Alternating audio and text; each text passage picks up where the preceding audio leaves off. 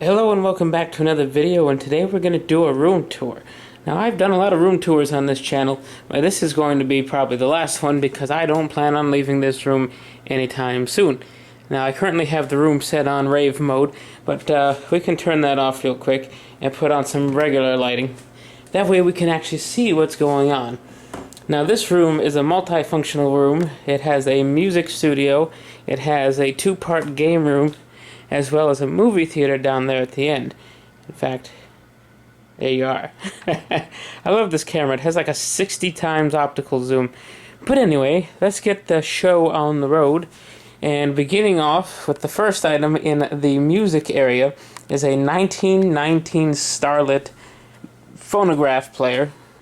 Now, yeah, there you go. It's the old kind, hand cranked. I took the crank off so the children wouldn't mess with it. But yeah, that's where the hand crank goes. It's currently stored down here. And inside of this door is all of the phonograph records that I have spread out evenly across the shelving. That way none of the shelves have any extra tension on them than need be. Now, of course, I have a modern record player as well. And this is a Project. As you can see here, this is the Sgt. Pepper one. Originally it was said it was half off, $249.99. It seems that it is still $249.99. It's been almost a year. Still on sale. I think that's the new permanent price. Anyway, I have the record player, plus an 8-track, cassettes, mini disc. I do have a reel-to-reel back there, but it is not really hooked up because, for one, it's a pain to reel the reels, and the reverse direction playback doesn't work so great. But I all run into this RCA amp here, as well as one aux, which I normally run to this computer over here, but we'll get to that. Oh, and here's the CD player. It's a 5-disc changing CD player, and it's running to a set of Sony speakers, as well as a Sony sub that is down here on the floor. Now, I have just a few things on top. I got my record weight. It's supposed to help keep records flat. Does it help? A little bit, I'd say. Maybe nothing overly like miracle working, but it's nice to have. Got some interesting like Beatles money, a Kiss Pez set. This is the amp that goes to this record player because this record player does in fact require an amp. So there you go. It's pretty cheap. It does have tubes, as you can see, but it's very nice. This is my recording Mac. I've had this Mac since 2014. It is a 2014 Mac Mini. And the only upgrade I really done was put a solid-state drive instead of what it came with, which was just a terabyte standard drive. Got a MIDI keyboard, a interface, a 2-channel interface there for recording. I do have a record cleaner back here, and a Bluetooth speaker. There's nothing really exciting back here. This box has nothing in it at the moment. We'll get to that in a minute. Of course, I have my CD collection, my reel collection, the majority of my records.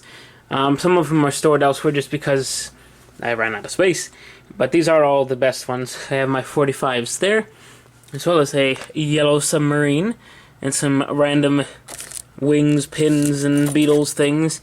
My few mini discs are there, my 8 tracks, and then most of my cassettes are in these drawers, just to kind of get them out of the way. Now, I do use TV trays for the purpose of keyboard and mouse setups. Sometimes I'll have 2. That way I could have the MIDI keyboard on one and the rest on the other. And then I kind of just set them up here and work pretty much off that screen. I do record using this a MXL mic. I've had that for years. It came as a set. The set's actually back there with the what do they call them? Like pencil mics? I don't remember what they're called now. It's been a while. But yeah, then I have a Sennheiser recording headphones here. They are the HD280 Pros. They sound great and have a very neutral, not bass heavy, not treble heavy, very neutral. I do have a mini clip robot right here. And some mini clips are down there behind him. But yeah, Tiger Electronics presents a mini clip bot. I just found him in a box, so I don't know if it still works, but we're gonna hope. We have my shelf of guitar pedals that are all linked together, so all I have to do is plug into here, and then they all function, because then it comes out of that one and down to whichever amp I choose. If I want to keep it quiet, I'll do the practice Vox. If I want a little bit of volume, I'll use the full AC30 Vox right there. Now, I am sitting on a piano. This is a piano from 1947. It is a Lester, made in Philadelphia. It is actually pretty good as far as tuning for being from 1947. Some of the keys stick a little bit, but for the most part, it's in pretty good shape. Now, I do have some stuff stored on it. The thing that was in that box was this here. This is a drawing screen. I'm going to do a review on that eventually. But yeah, it's one of those like active pen drawing tablet screens. Works pretty nice. Just various guitar things here. Synth that works okay-ish. Not great. We have a signed Billy Joel photograph there. And behind that is a piece of sheet music from Ringo Starr, Heart on My Sleeve. Yeah, it's an actual piece of sheet music that was used by a violinist. Then there's a John Lennon, not poster, but picture, I guess you could say. It's like a board. I do have my big mixer. I haven't used that in a long time. It is full analog, no digital, anything about it. And these are Edison Diamond discs. I don't have an Edison Diamond disc player, but I have like 45 Edison Diamond discs in a box. And they weigh about 55 pounds, so they're going to just stay out of the way for now. Under that, just some art supplies. Here is my Roland E50 workstation. I've had this thing forever. It is really great, honestly. I've had it since 2006. And the only thing that's gone wrong is this C is a little sensitive. More sensitive than it should be. But otherwise, it's still a great keyboard. Which reminds me, there's a 1990s, I believe, Casio in that silver bag. And back there, there's a ukulele and a mandolin as well. But we won't dig everything out here at the moment. This is kind of just an overview. This is my gaming PC monitor. This is an LG 4K 32-inch from Sam's Club. It was on sale, and it was a great deal. It goes down to this PC I've been rebuilding over and over for years. Currently has a Radeon, not a Radeon, what year are we in? A Ryzen 2600 and a 1660 Super for a graphics card. Then there's also a Windows 98 PC. It is a old Dell. Funny thing is there's no side on it. It never had one when I got it, so it's kind of open. But that's fine. It goes to its own little monitor here. And I've got a little VGA switch box because this monitor also feeds a PowerMac G3 desktop model that had been upgraded to the max. Has the most powerful PowerPC G3 chip that they made in that. Yeah, still runs Mac OS 9 though. I do have an XP laptop that's just there for compatibility reasons. This is one of the first laptops I ever had, or the family ever had. It runs Windows Millennium, if you believe it or not. Still using that.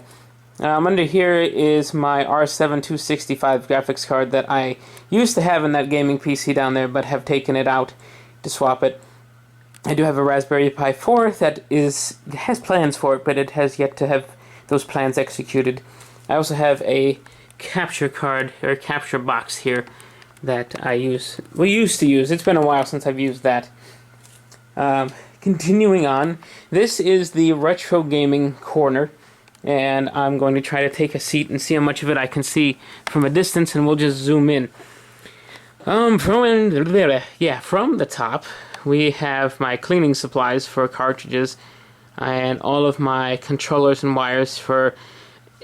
They used to be all labeled, but for the most part, things aren't exactly as they seem anymore. But it's basically that is NES stuff. There is GameCube in there and so on and so forth. I used to keep them all in boxes, but I've kind of started taking things out. Of course, we have the N64, Super Nintendo, NES there.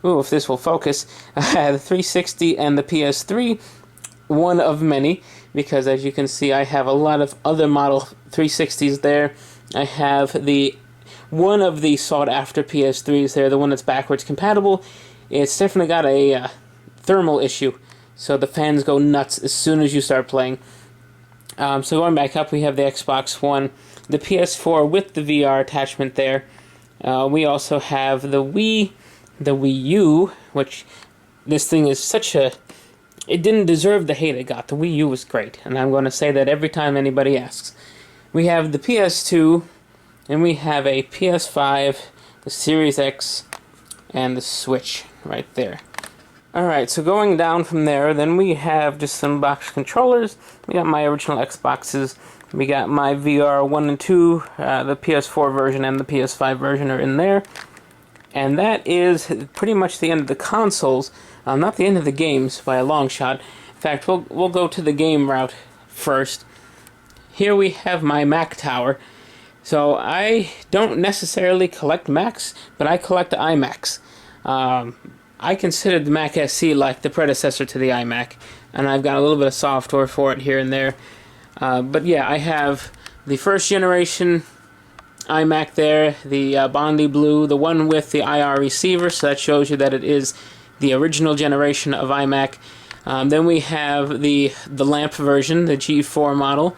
I don't have a G5 model. This is the Intel Core 2 Duo model that came out in 2006, I believe. And then after that was this model down here. This is the larger of the screen sizes. Yeah, they do take up a whole shelf.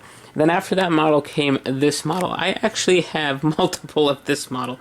I have, I believe, 3 at this point, but this is the one with the highest, the most working at the moment, I guess you can say. The one that I had that was maxed out with the i7 and everything, graphics card died. So that one's just stashed somewhere else. Sadly, it's not worth trying to fix a $250 graphics card on an iMac that's not really supported in any shape or fashion these days. Going this way is some more games, the portable area, I guess you can say. We have a Virtual Boy inside of the Blockbuster shell that they used to rent out their stuff in. And the shell, the case, is worth more than the system. Funny enough, from what I can tell. Going this way, we have my Odyssey 2 games. I accidentally collect boxed complete versions. Wasn't intending on it, but at this point now, that's all I buy. Because that's all I had. Just like my first set, which not necessarily these, but let's say I had about this much, and then every time I find them, they're in the box. Strange, but I like it. We have the VIC-20 games right there. We also have some 7800 games up there. Then we have ColecoVision. We have a mixture of Commodore 64 and Atari cartridges here for the Atari 8-bit. This is a box to a 5200 game that I don't own, but somebody sent that to me. So I was like, yeah, sure, I'll take it. My 5200 games right there.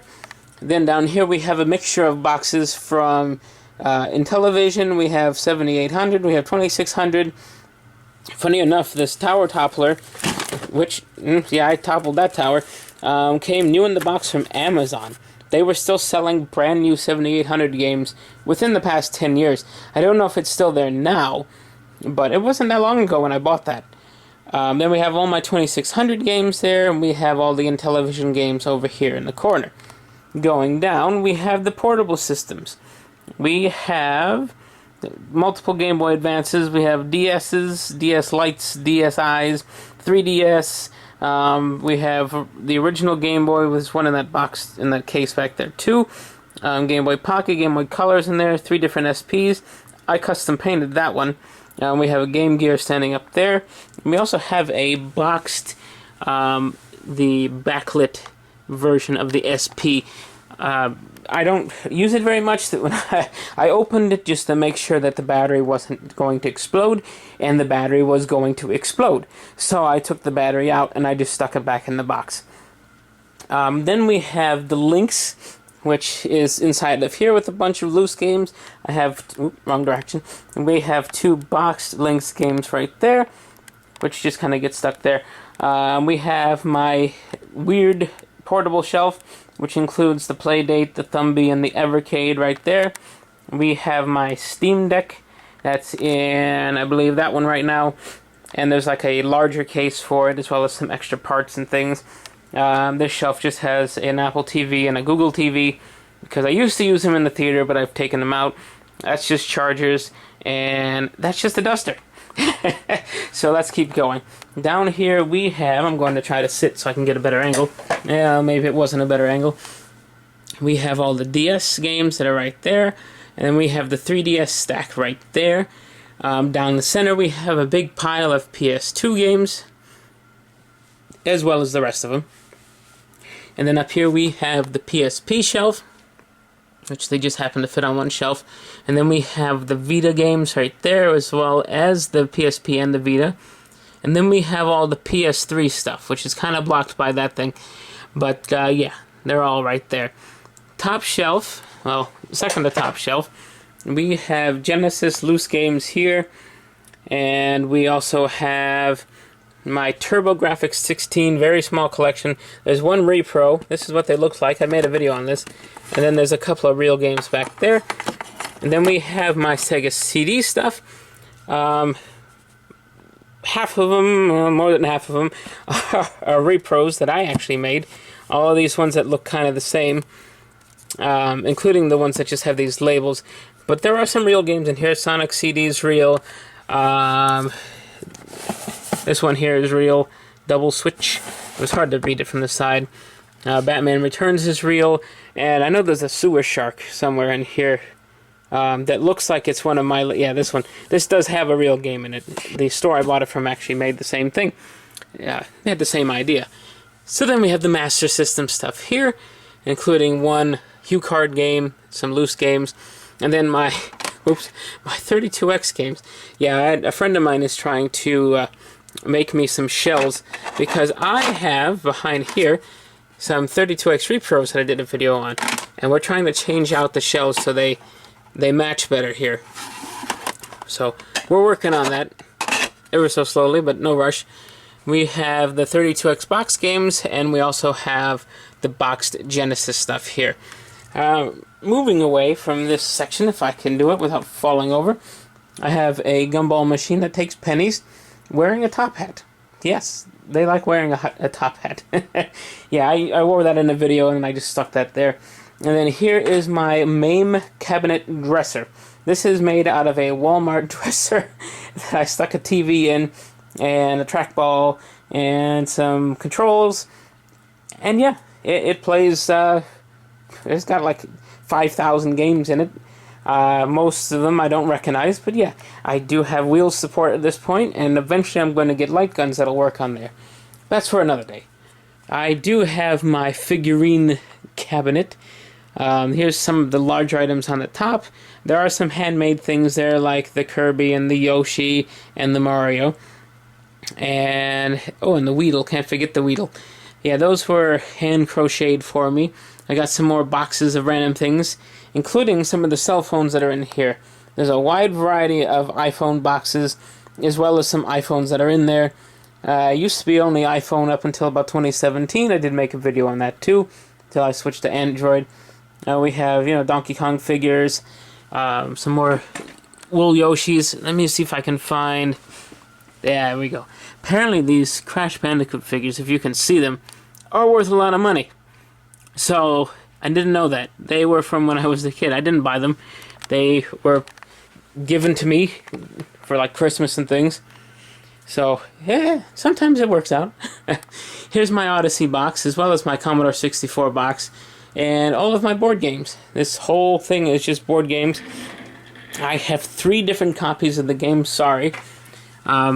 They're from different eras. I think this one's from like the 50s, and I have one that's from like the 70s, and then I have a modern one down here. But yeah, I didn't even realize I had that many copies, and I was starting to look at them. I was like, hey, I can get rid of some of these, and I realized how old that these 2 were, and I'm like, no, they're gonna stay. So, yeah, it builds up quick. And then the remainder of the games, there's some more boxes. And here's the NES stuff, as well as some Famicom games, We have Super Nintendo, which I came up with this idea just so I can store them and get to them easier. They're made out of bins that I then chopped with a Dremel. We also have some Super Famicom games there, and I believe my fake copy of Earthbound. There should be 2 of those in there. Anyway, N64, we have all, including some Japanese ones right in there, and then the GameCube shelf down there, and if you can see through the guitars, there's also a Wii shelf down here at the bottom, which then takes us into the guitar collection. I have some basses, that's a real Hofner, and we have a Harley Benton copy, 2 Harley Benton copies of Rickenbackers, which are lovely for their price. We got some acoustics and some electrics, some that I made and some that are official. This electric is very modified by myself, the one that's all green. This black one here was also originally pink, and I changed the neck on it. I've done pickup mods on pretty much these 3 and that one, and yeah, it's kind of interesting to modify guitars. You know, they get to sound like what you want them to. Behind there's actually an accordion, and then there's just some random stuff there in the background. And now we're going on to the GenTen Theater. Alright, there's a jump cut there, and that's because the camera battery died, and yeah, I was filming here on this Sony camera. It's really good. I've had it for a few years. Got it from B&H Photo for a pretty good deal. But we're going to continue on. There was more games that I didn't realize. Yeah, the Wii U games that go through here. I have all the Wii U games that I personally wanted in my collection, so I consider that one complete. Same thing with the Vita from over there. Next to that is some Saturn games. They are all real. Some have reproduction cases, except this is a reproduction game from Nightwing Repros. So they're just burnt copies. Yeah, my Saturn can play burnt copies. I didn't want to pay $1,500 for Panzer Dragoon Saga, so I went with that method instead. Now going down, we have some CDI games, both here and here. And then we have some just miscellaneous demos and things for both the Dreamcast and the PS1 that are both there. This was on clearance years ago. That's not as bad as people make it out to be. But anyway, moving on to the GenTen Theater. Eventually there's going to be a marquee here, but it hasn't been put up yet. We have a handmade, well, originally it was handmade artwork. This was kind of put on this board later on by an artist that I used to know. And it fits in very nice with the theater, so it gets put on display. And here's all of my Blu-rays and my very small HD DVD collection right there. But yeah, there's all the Blu-rays on that shelf height. If you see shelves that are empty, that's because I need room for expansion purposes for later on. But yeah, here's the theater. I do have a projector mounted to the ceiling, as well as a 6.1 surround sound. There's one behind those posters, those planks. They're going to be hung up here, but this is concrete. So I have to get special screws for that, and I don't have them at the moment. So 1, 2, 3, and then there's a speaker there, speaker up in there. And then there's a big sub there on the floor. Hopefully you can see. Going this way, we have a coincidental Stargate collection. Yeah, this was found in a trash. And yeah, I got it now. That whole shelf is just pretty much all of Stargate. Then we're going down, we have some DVDs. We have the 3 main Beatles movies. Now, we don't have Let It Be, but I have The Hard Day's Night Help, Yellow Submarine on display. Some more DVDs. Some stuff. The stuff I've got more recently is out in the front. The rest of it was alphabetized from the past. And we got the start of the VHS tapes. Then we also have CED video discs and laser discs there, next to some DVD and VHS video games, believe it or not. We got more DVDs up in the middle with the Chewbacca on top, and then we got some series. We got most of the matching set of Star Trek, and we got Jurassic Park. Oop, Chewbacca just fell. He fell to his death. There, you can see it better. We got the Omen series there. And then we just got all kinds of VHS tapes. We got all my Star Wars box sets, Indiana Jones, Rocky, Titanic, some other sets there. And then we just got tapes and tapes and tapes. Tapes, yeah, that's The Hobbit. There's also the Tekken movie, the old anime one from back in the day. Oop, almost fell over the table behind me. Yeah, some more tapes. Over here is the continuation of tapes. Yeah, I have a lot of tapes. And I have a 1930s, 40s, somewhere around there, typewriter, some air freshener. And this is the beginning of the snack bar. So we got some, this is where I store the case of beer, which will end up in the fridge. And then here's the snack bar with a popcorn machine, the liquor cabinet, and all the cups that goes for the liquor cabinet. Yeah, I wanted to put some like candy in the middle, but we are out at the moment. If you can see, I know the lighting in here isn't the best, but this is where I have all the players, including the HD DVD, the CED player, and I also have like a mini computer that I'm using as a streaming box in place of an Apple TV or the Google TV, because I can get a lot of ad-free versions of things through modified stuff on PC.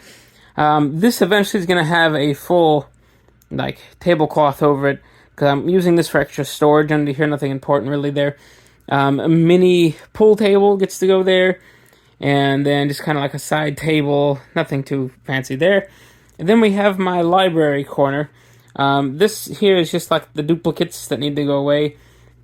Here is like the Game of Thrones book series there. Some random stuff here.